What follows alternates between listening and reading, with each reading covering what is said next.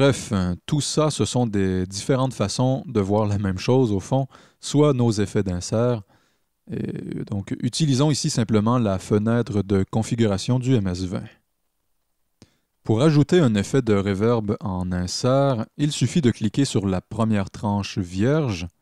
Remarquez, on pourrait prendre n'importe laquelle aussi. Ensuite, suffit d'aller chercher un module de réverbération désiré. Il y a plusieurs plugins de reverb sur le marché. Bon nombre sont gratuits, d'autres sont payants. À vous de choisir. J'utiliserai ici simplement une des réverbérations fournies avec Cubase. On remarque sur ce module de reverb à droite le bouton Mix. Ce dernier est l'équivalent du bouton Dry Wet que nous avons précédemment vu sur Reason. Tirons ce bouton vers la gauche. Ainsi, aucune réverbération n'est entendue pour l'instant. Poussons le bouton graduellement. Nous percevons de plus en plus la réverbération.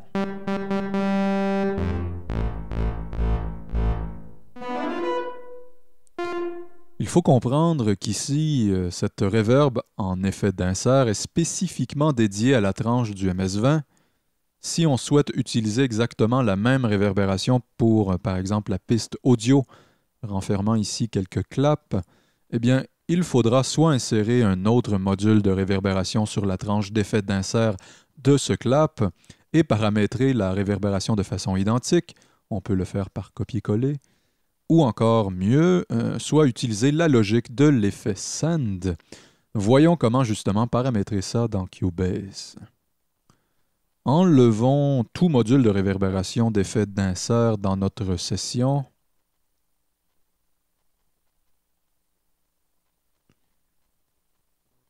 Insérons une piste voix effet nommée FX ici sur le séquenceur.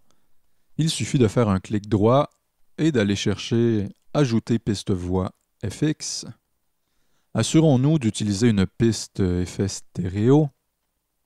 Par le petit E associé, ouvrons le panneau de cette tranche FX.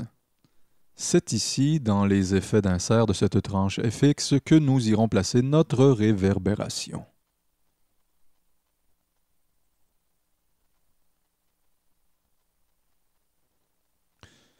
Sur l'instance de reverb, assurons-nous de pousser le Dry Wet complètement à Wet, autrement dit ici à la valeur 100, ou encore, nous pouvons aussi activer la fonction Wet Only, nous permettant de placer le plugin 100% à Wet sans devoir se soucier du bouton rotatif.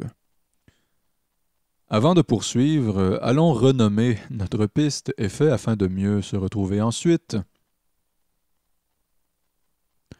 Sélectionnons la tranche audio dédiée à la sortie du MS-20.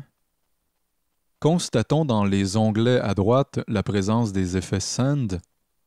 De la même façon, nous pouvons aussi, par le petit E, ouvrir la configuration de voix dédiée au MS-20.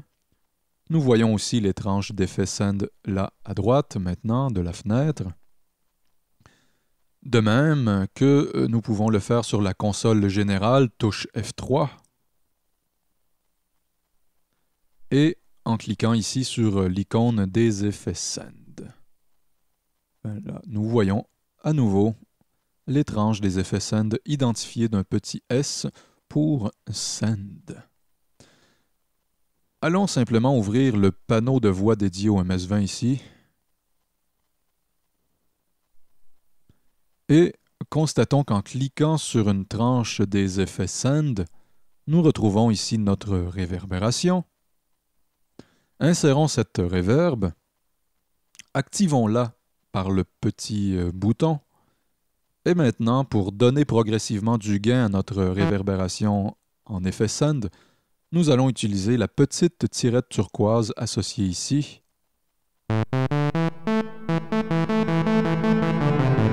Cette tirette est l'équivalent du bouton auxiliaire rotatif de Reason précédemment étudié.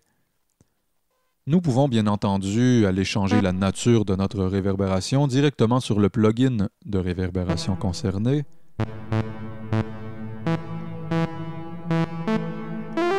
Si on souhaite ajouter cette même reverb avec plus ou moins d'intensité sur notre piste audio de clap, suffit de se rendre sur cette piste audio et de faire apparaître les tranches d'effet send de la façon dont il vous convient le mieux.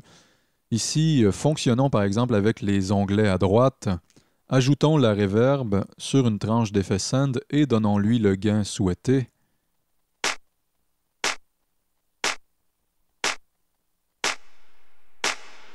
Et voilà.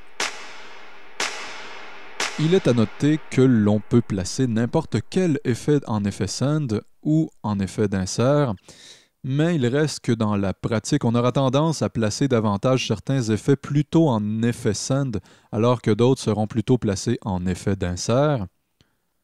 Par exemple, voici quelques effets qui sont d'emblée davantage placés en effet d'insert. Il y a les compresseurs audio, les limiteurs, les expanders, les égalisations, les EQ, les filtres, les noise gates, les plugins de distorsion, les denoisers et les vocodeurs. Et ici, la liste est loin d'être exhaustive. Pourquoi ces effets sont-ils davantage placés en effet d'insert? Eh bien, par exemple, dans le cas des compresseurs et des EQ, la plupart du temps, leurs paramétrages sont assez différents sur tel ou tel type de piste. Et de plus, la plupart du temps, on ne souhaite pas mélanger nécessairement le signal réel avec le signal compressé ou le signal traité avec les EQ, les filtres, noise gate, disto et compagnie, à moins de vouloir reproduire certains types de compression ou d'utiliser ces effets de façon moins standard. Voici maintenant quelques effets qui sont davantage placés en effet send cette fois. Il y a les réverbérations, les delays, les chorus, les flangers, les phasers, doublers et autres plugins de modulation. Mais encore une fois, ce n'est pas une règle absolue qu'on ne doit jamais transgresser. Il est très possible de rencontrer ces effets en effet d'insert, tout comme il est possible aussi de rencontrer les effets d'insert énumérés précédemment en effet send. En terminant, il est à noter que sur Cubase, nous pouvons ajouter autant de pistes effets qu'on le souhaite, oui. Voyez-vous. Et de même, chaque piste d'effet peut aller se nourrir d'une autre piste effet, comme ceci.